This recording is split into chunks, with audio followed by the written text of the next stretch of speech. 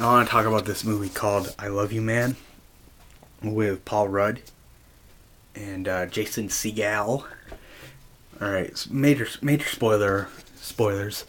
Um, Basically, the movie is about this guy who is a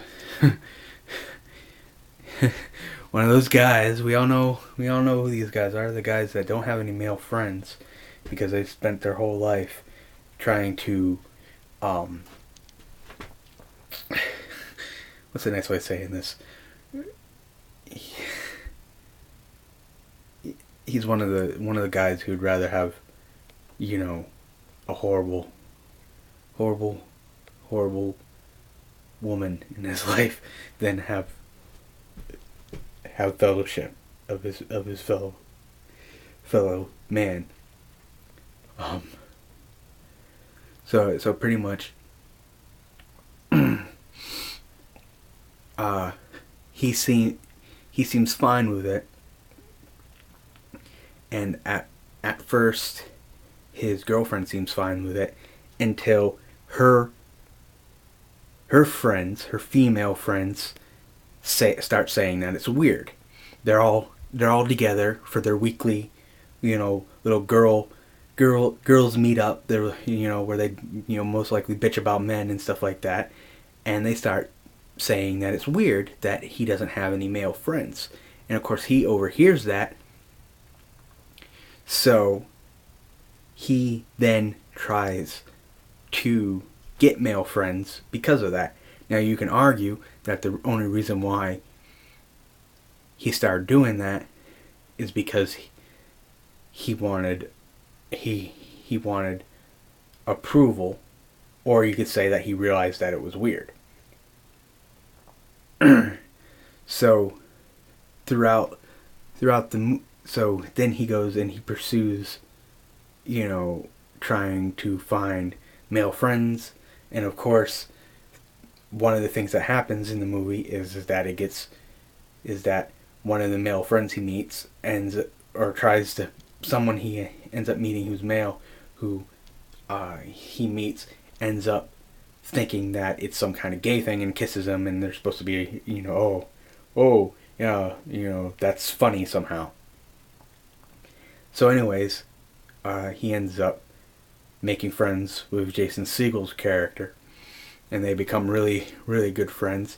But then the typical thing happens. The girlfriend suddenly becomes weirded out and jealous that he has a friend. So then he ditches the friend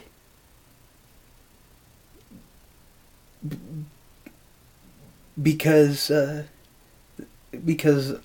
the pressure from the girl. So he goes right back to just being a mangina. To being a pussy seeker. But then she sees how miserable he is, which is something would probably wouldn't happen. And then they